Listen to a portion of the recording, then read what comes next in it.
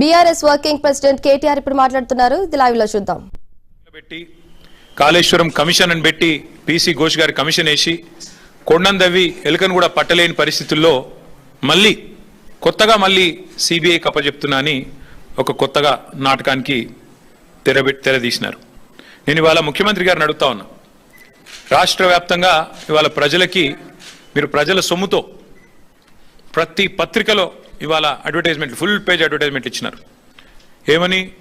మల్లన్న సాగర్ నుంచి నీళ్లు తీసుకొచ్చి మూసీకి అనుసంధానం చేసే ప్రాజెక్టుకు, బృహత్ ప్రాజెక్టుకు ముఖ్యమంత్రి గారు ఇవాళ శంకుస్థాపన చేస్తున్నారు అని చెప్పి మరి ఫుల్ పేజ్ ప్రకటనలు ఇచ్చినారు. ఈ ముఖ్యమంత్రి గారికి కానీ కాంగ్రెస్ ప్రభుత్వానికి కానీ కనీస సిగ్గుందా అని నేను అడుగుతా ఉన్నా. కనీస మాత్రం ఇంగితం ఉందా?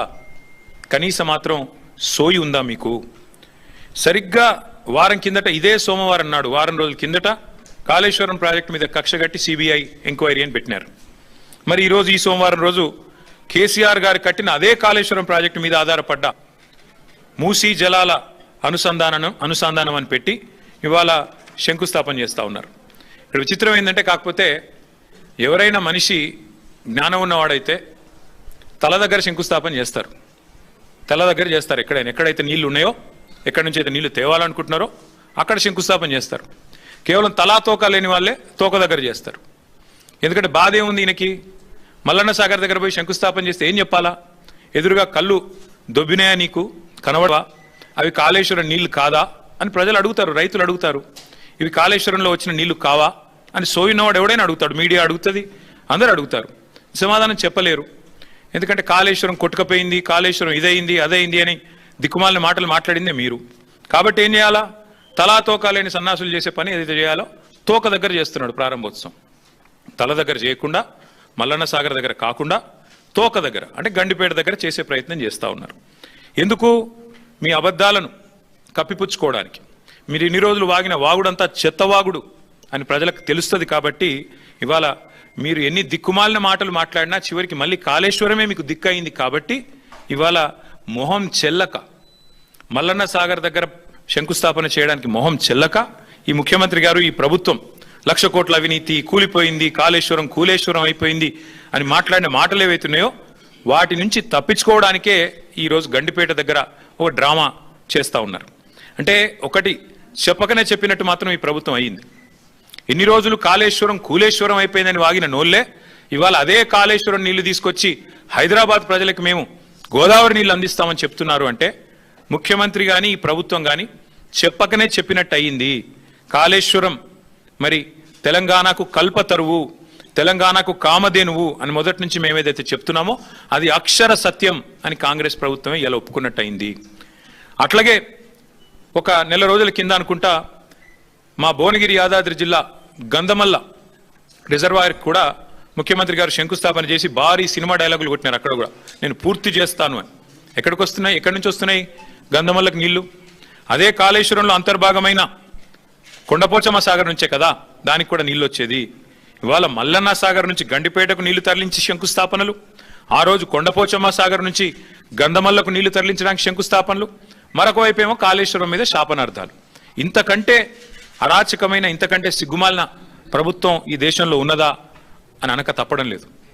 ముఖ్యమంత్రి గారి వైఖరి చూస్తూ ఉంటే కాళేశ్వరం నీళ్లు వాడుకుంటూ, కాళేశ్వరం ప్రాజెక్టును పూర్తి స్థాయిలో వినియోగించుకుంటూ, దానివల్ల కీర్తి కోసం ప్రయత్నం చేస్తూనే మరొక వైపు కాళేశ్వరాన్ని బద్నాం చేసే ప్రయత్నం చూస్తుంటే తల్లిపాలు దాగి రొమ్ము గుద్దడం అనే సామెత కూడా గుర్తొస్తూ ఉన్నది.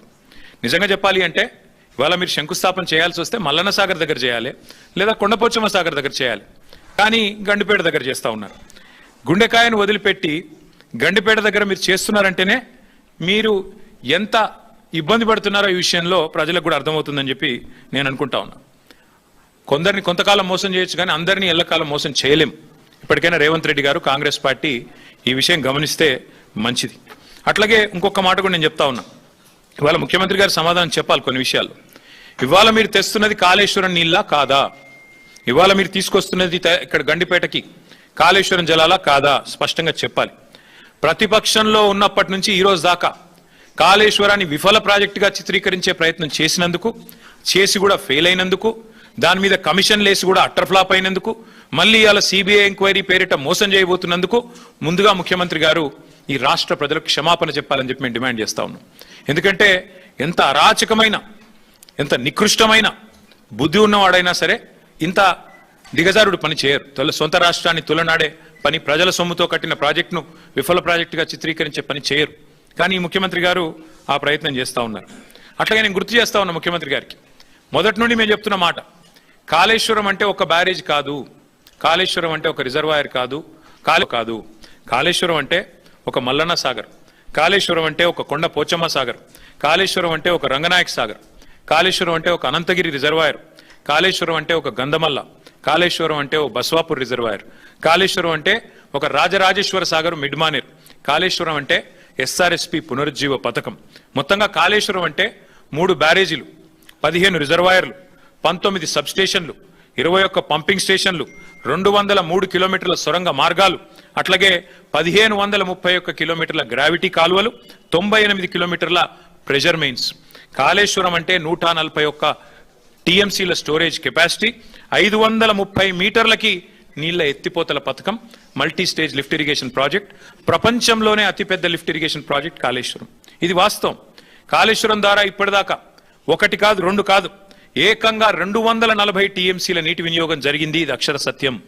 దానివల్ల 20 లక్షల ఎకరాలకి, మనం ఏం చెప్పడం కాదు, శాసనసభలో అక్బరుద్దీన్ ఓవైసీ గారు అడిగినారు, మీరేమో కాళేశ్వరం ద్వారా 1 ఎకరానికి నీళ్లు రాలేదని చెప్తున్నారు, మరి మీరిచ్చిన పుస్తకంలోనే 20 లక్షల ఎకరాలకు నీళ్లు ఇచ్చినట్టుగా ఉన్నది, ఏది నమ్మాలా? మీ ప్రభుత్వానికి కనీసం కుడి చేయికి ఎడం చేయికి సయోధ్య ఉన్నదా అని స్వయంగా ఇవాళ మీ మిత్రపక్షంగా వ్యవహారం చేస్తున్న అక్బరుద్దీన్ ఓవైసీ గారు కూడా అడిగే పరిస్థితి వచ్చింది అంటే మీరు అర్థం చేసుకోండి. అట్లాగే అక్బరుద్దీన్ ఓవైసీ గారు అడిగినారు మొన్న, కాళేశ్వరం ఏదో కొట్టుకుపోయిందని మీరు అంటున్నారు, కానీ అక్కడ 12 లక్షల క్యూసెక్కుల వరద వచ్చినా నిక్షేపంలాగా ఉన్నది కదా బ్యారేజీ, మీరు అన్నట్టుగా ఏం లేదు, మీరు చెప్పేది తప్పు అనే మాట కూడా అక్బరుద్దీన్ ఓవైసీ గారు అడిగినారు. అట్లాగే ఆయన ఇంకొక మాట కూడా అడిగినాడు, 20 నెలలుగా ఎందుకు రిపేర్ చేస్తలేరు మీరు, ఎందుకు మీరు ఇన్ని రోజులు రిపేర్ చేయకుండా ఉన్నారు అనే ప్రశ్న కూడా వారు అడిగినారు. ఇంకొక మాట కూడా ఈ సందర్భంగా ఇదే అవకాశంగా నేను తెలంగాణ ప్రజలు కూడా విజ్ఞప్తి చేస్తా ఉన్నాను. మొదటి రోజు నుంచి కాంగ్రెస్, రాహుల్ గాంధీ నుంచి మొదలు పెడితే గ్రామ స్థాయిలో ఉండే కాంగ్రెస్ కార్యకర్త దాకా ఒకటే మాట, 1,00,000 కోట్ల కుంభకోణం, 1,00,000 కోట్ల కుంభకోణం. చివరికి వాళ్ళ పిల్లనిచ్చిన మామ రేవంత్ రెడ్డి గారికి, పద్మారెడ్డి గారు, ఆయన చెప్పారు 94,000 కోట్లు ఖర్చు అయిన ప్రాజెక్టులో ఒకవైపు నీళ్లు కనబడుతుంటే 94,000 కోట్ల ఖర్చైన ప్రాజెక్టులో 1,00,000 కోట్ల కుంభకోణం